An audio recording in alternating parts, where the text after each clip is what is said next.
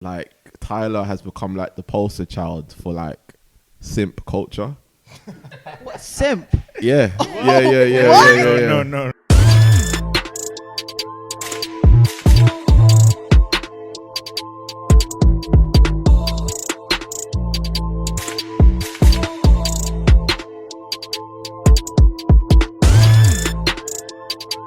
Welcome back to the Beats Fams and Debate podcast, where today we're going to be covering Tyler, the Creator's recent project, Call Me If You Get Lost.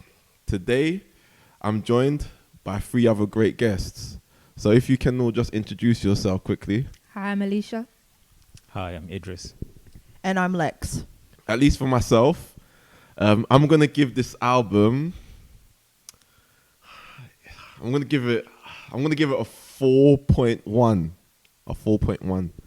And the reason why I'm going to give it that, is because I think this is a very ambitious project, especially like in terms of like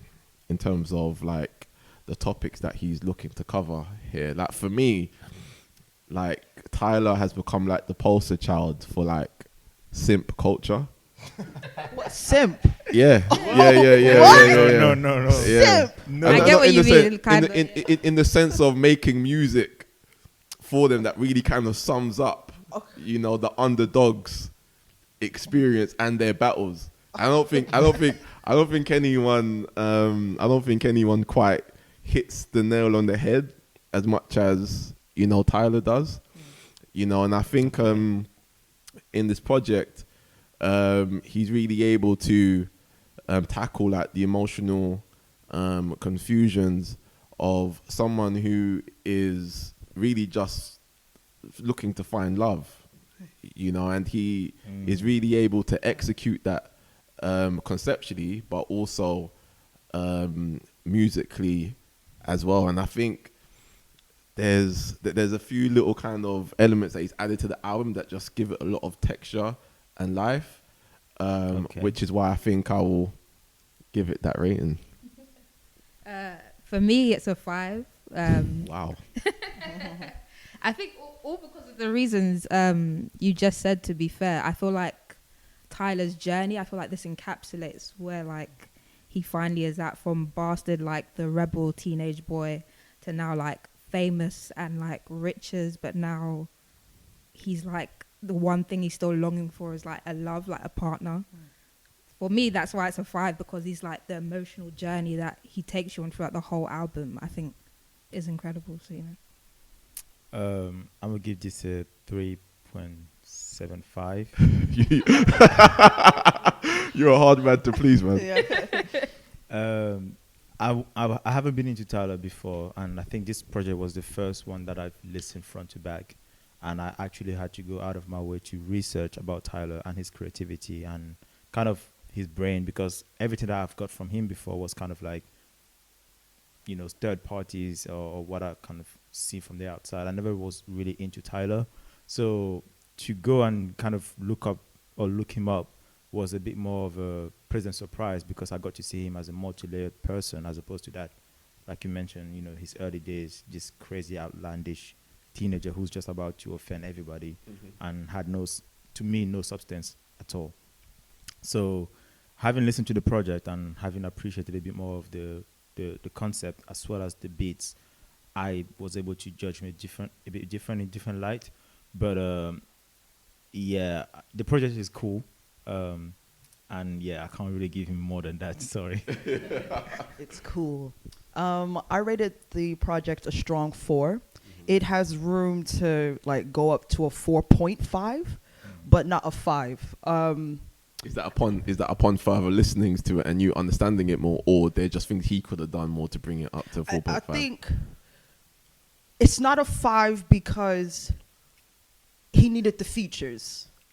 You know what I mean? Like I really have a lot of respect for Tyler as an artist and as just a musician and a producer, and kind of like what you guys were all saying, he has grown tremendously, and I kind of feel like this Call Me If You Get Lost album kind of comes full circle in a way with like Bastard and Flower Boy and stuff like that. It comes in Eeyore, like it feels kind of like another part of a series of they're all still like a part of the same project almost. But yeah, at the same time, I can't give, like I said, I can't give it a 5 because it needed the features that it had on there. And but also it is still a very strong 4 because you can tell musically in his lyrics and in the production of his beats he has grown. So I think that's an interesting point. What you said regarding that the album itself needed its features, right? So what do you actually criticize an album? Do you criticize an album based on whether the artists themselves could have held their own throughout the album from start to finish? I do, because this project, it was like easy for me to listen to. Like I put it on, listen to it straight through and stuff, but there was some songs that I had the kind of urge to almost change it.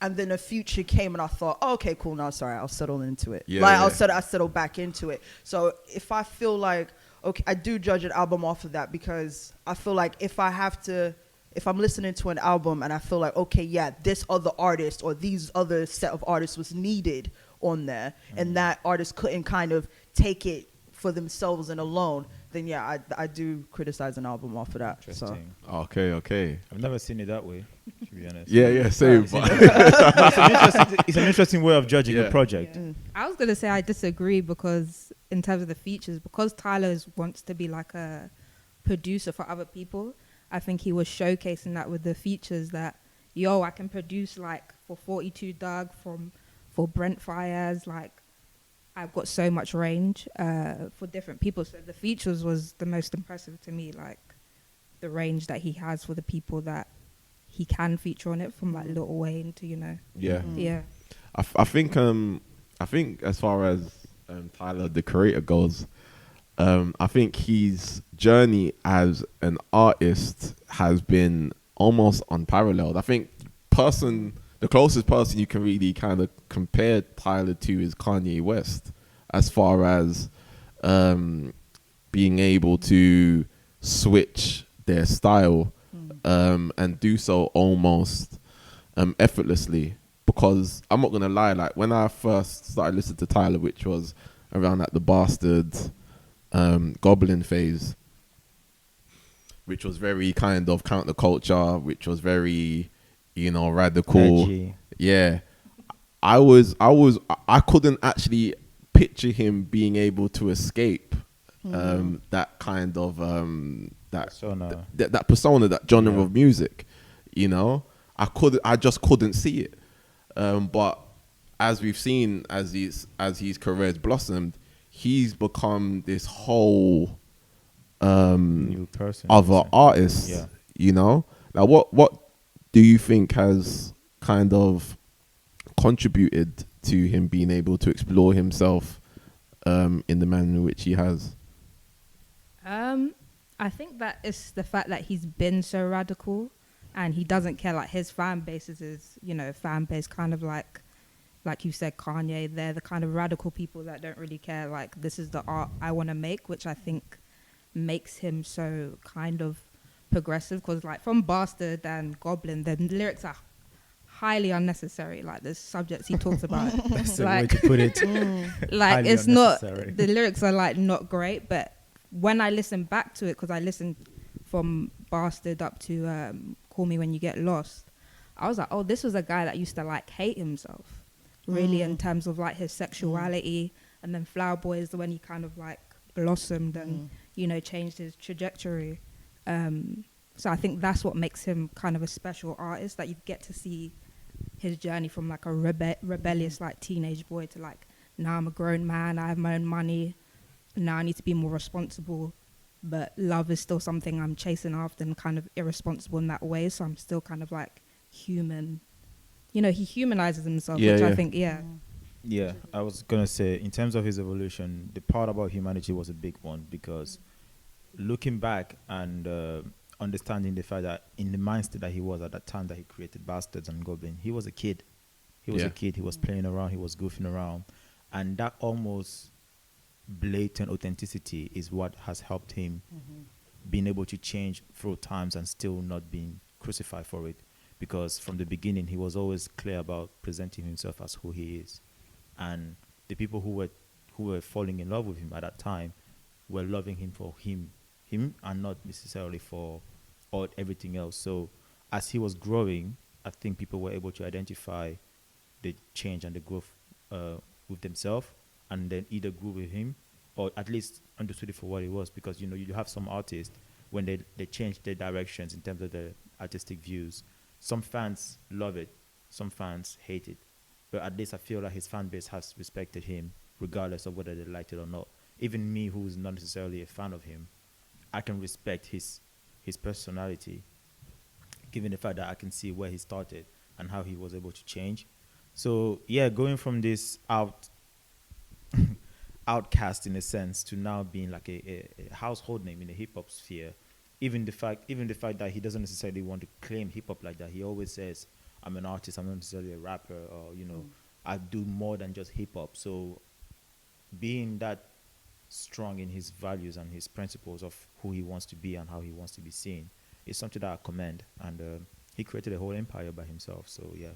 Yeah, for real. Is there anything you want to add to that, Lexi? Yeah, no, I was just, I think probably you was somebody, hold on, I think it was Alicia actually who mentioned you can tell that he hated himself. Yeah. And I completely agree with that. And I know Bastard and Goblin were very vulgar, like graphic, outlandish kind of albums and stuff. But I'm actually so appreciative because I remember when Yonkers came out, and even I think he got an award for it or something. I forgot what award show it was at the time, but I remember him getting an award for it. And I think everyone kind of in the crowd was like, man, look at this weird emo boy, black boy getting an award for like hanging himself and eating cockroaches and stuff like that. But I loved it. I just loved so much that he was eerie. I love that he touched on that. I love that he was like that Asbo kid that acted out in class. You know what I mean? And because on a personal level, that was something that I resonated with, like just having like issues in school and stuff, or like with teachers, or people like not getting along with your fellow classmates and things like that. So, and he being from California as well, again at the time that he came out, he touched on just different topics that other rappers at that time kind of wasn't. Like another rapper that I think was kind of similar is like Hobson. That's another one. Yeah. That kind of had weird that stuff too. Yeah, like that kind of had that dark, eerie feel. Like he's another one. But I really appreciated Tyler for that. So by the time that Call Me If You Get Lost came, you can tell that he's much more healed now. And it's like now that you say, okay, I wouldn't say that he was simpy. He is sappy. He is I was going to come back to that comment. I don't think he's a simp. No, I don't think that Tyler the Creator is a simp, right? Okay. I think that he makes music that simp people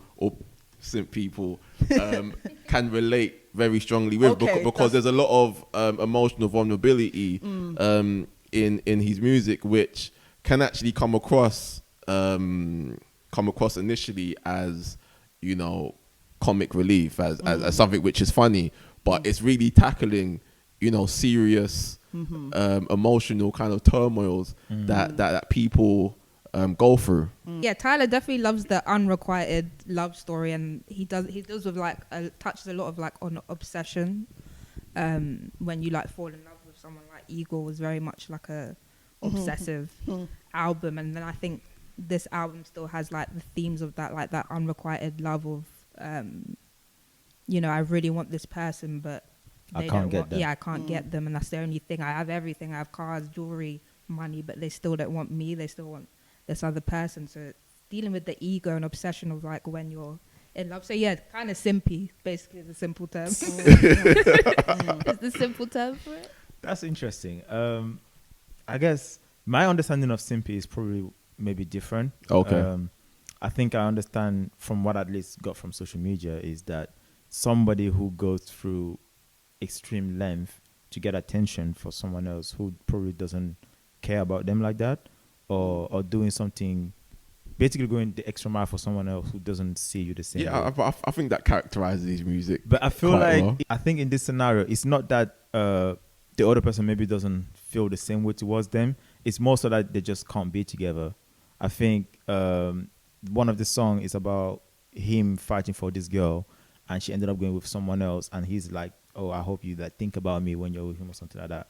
Which, Wilshire. yeah, and then Wilshire is another one where he's literally like confessing about wanting to like steal his homie's girlfriend, and which I thought that was a bit cold, can't lie, but it's real emotions, though. it's that real people emotion, go exactly, and it's the fact that he's very honest about it. He literally drops so many clues.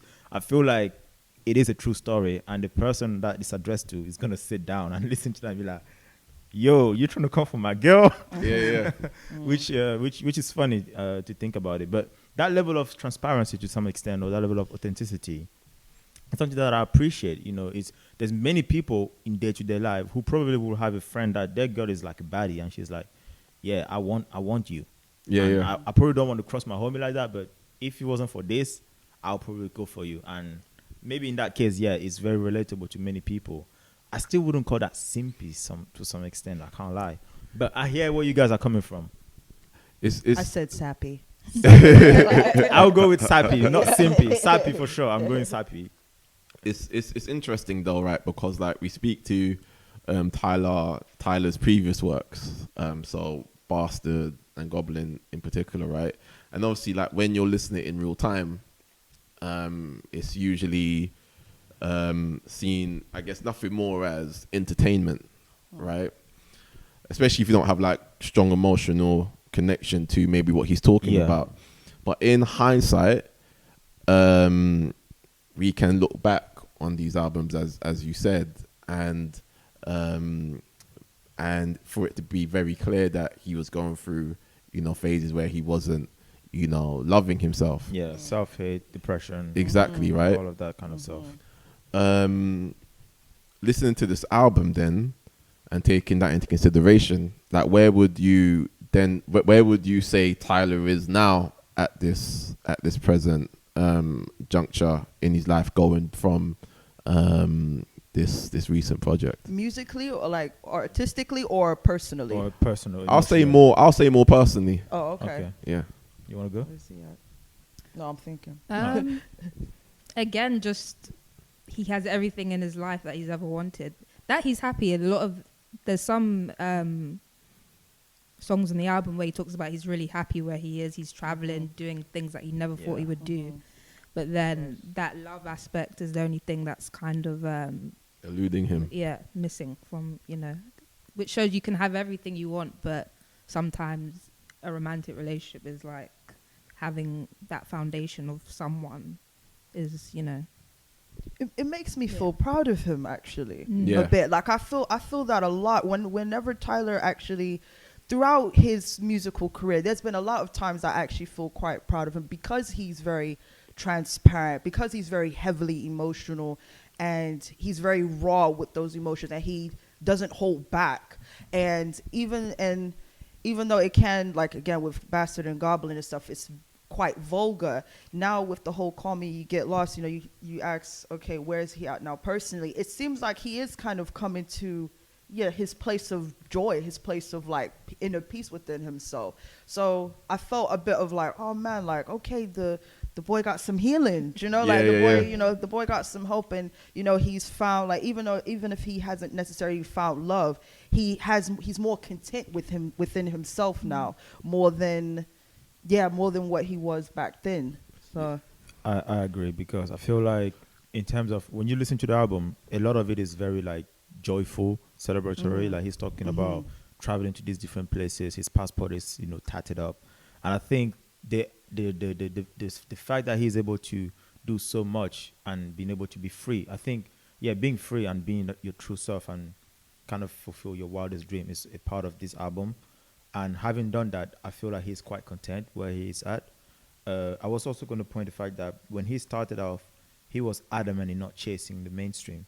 He was adamant in staying on the fringe of society and being comfortable in where he is. So the fact that the mainstream came to him with all of his sales and his acclaims and everything like that, and he stayed true to himself, he never had to compromise maybe his person to be able to gain all of these riches and wealth and everything like that.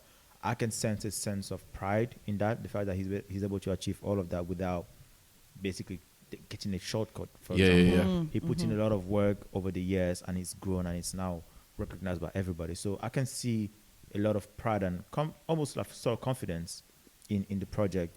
The fact that love is still eluding him, though, it kind of weighs on him. But I think it's more maybe. I don't think he's probably gonna dwell on it too much once he can have his days in the spa somewhere in Switzerland or whatever.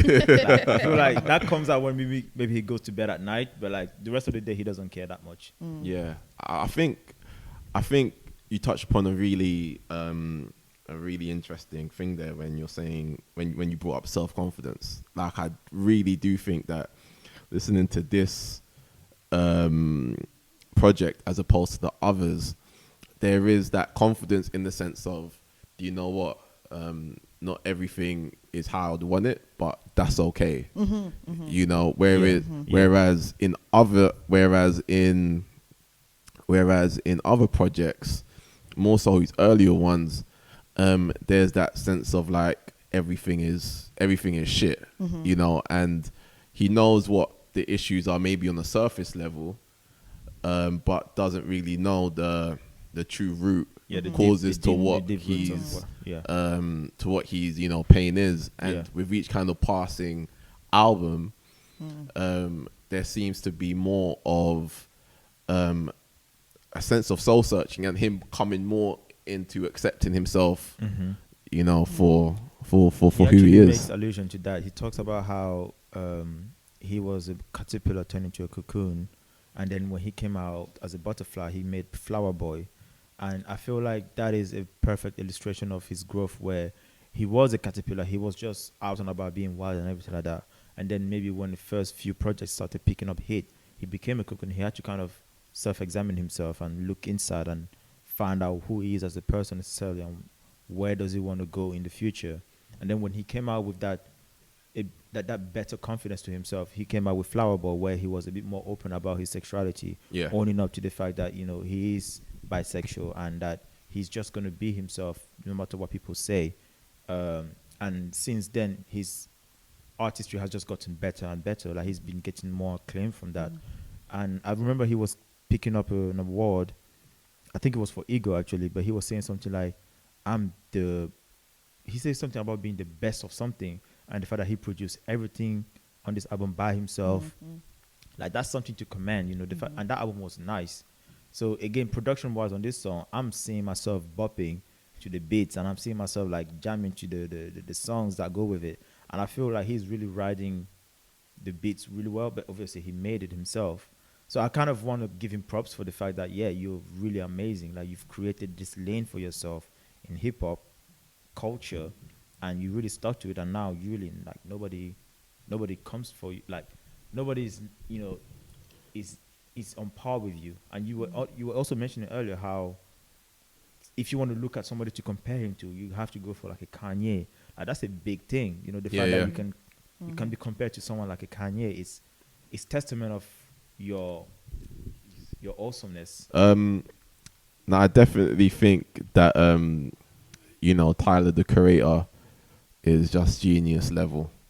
You know, and I think it's quite interesting where you kind of see where he started out from, like with Odd Future, and then you kind of see all the people that's kind of sprouted from that. You know, you have, you know, Earl Sweatshirt, you have Frank Ocean, you have the internet, you know, and all these people are, all of these sort of Haji Beats, exactly, awesome people, you know, great exactly. lyricists, great artists as well. That's even better than Tyler. Well, you know. And then people who were affiliated to him, they were not necessarily in Odd Future, but they were just around the camp as well. Like, you have like a Vince Staple, for example, who's also he's an offshoot of the Odd Future movement, but not necessarily among the collective. And he's done really well in terms of creative genius and creative direction. Yeah, to me, Tyler is like the last of the MTV generation, where it's like he grew up like with black kids back then. It's like you listen to rock and then hip hop, but he was like an amalgamation of like both, which I think is why so many like alternative black kids like loved him. And then the confidence he has now, the journey, I feel like a lot of alternative black kids have taken that journey with him as well. It's like, oh yeah, I'm a confident adult now. I'm not like that emo teenager anymore. So that he's amazing, Tyler. Yeah. And I think on that, I think he's really kind of helped people. He's really helped people be able to openly like categorize themselves, whereas before it may have been a lot difficult to do so because there wasn't really anyone, I guess, on a mainstream level that was spearheading, you know, that level of that level of vulnerability, you know. There's that level of quirkiness. Yeah, So, exactly, Mhm. exactly. He's a very quirky guy. I wasn't gonna use weird for him, but he's a very quirky guy in Yeah. terms of the things that he's into. Like, why are you eating a cockroach on TV? Like, that's just weird. But you know, he did himself. Yeah. Any word about the futures? Yeah, I wanted to say really quickly that I'm actually really glad that with the features they had, like Lil Wayne, and I'm not going to say Fraud because Fraud somewhat similar song, but Lil Wayne and I think it was What did NBA you- Young Yeah. Broke. I felt like he brought them into his world. Like Tyler brought these artists into his world rather than making a beat or production that was suit like a Lil Wayne type beat. You know what I mean? Or making it so much sounding like the feature of the artist that he put on. So no, I think that's what I liked a lot. I almost didn't recognize Lil Wayne on that. Oh, really? I almost didn't recognize him. I was like, I can feel the familiarity, but I had to like really look up the lyric, the feature again. Be like, oh, this is Lil Wayne. I feel like that was a really incredible verse, though. Can't Yeah, lie. I It thought it was. really I good. thought it was a stellar It verse was a really good verse. I get why he did that. There was like a throwback to like the mixtape, with the DJ online, Drama. yeah, the I- online yeah, I thought that mixtape was. days. I thought that was really. I Yeah. thought that was really good actually. Yeah. Like how he was able to bring in DJ Drama and then use it to like just add further texture to the album. Yeah, You know. yeah. Like it's little kind of touches like that which really kind of raises, you know, the overall, you know, experience of the project. No, the features strongly supported the project. Yeah, Even yeah. with Rise Up, like Yeah. it just strongly supported it. Yeah, yeah. I think that was a pretty good Yeah. kind of overview of the album. Is there any like last thoughts that you lot may have before we wrap up? No, I think it was just a throwback to like the online mixtape generation. Like you couldn't have done that without Lil Wayne. This album, I don't think, Yeah. because Lil Wayne was like a pioneer of like the online like Mixtape era. like LimeWire days, Yeah. YouTube mixtape, and Tyler's like, as I said, the last of that mixtape generation that came up with like Drake, Kendrick, J. Cole. Like he's a part of that franchise of them days. So I thought it was an amazing album. Yeah. Yeah, having actually spoken about the album myself and remembering some of the things that I listened to, I'm willing to give him like a 3.85 now. So You're so kind. yeah, so yeah, I think that's kind of my final thing. Yeah, Yeah, I see we were really in support of Tyler. No, my final thoughts really is that I'm just really pleased. I'm really pleased with this project. I feel like by the time this project came out, it really has come full circle with his previous work. And I'm very curious to see how different the next album would be, though, in all honesty. Like, I really was, because I was quite skeptical about this album, especially after Igor. But yeah, I'm kind of curious about his next projects after this. Cool. awesome.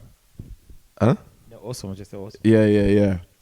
Well, that rounds up today. And thanks everyone, you know, for coming through as always, man. Really appreciate that. And thank you for watching.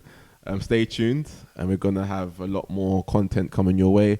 As always, comment in the comment box below, subscribe, and also follow our IG, which should be at the bottom of the screen. Okay, everyone. Peace. Peace. Bye.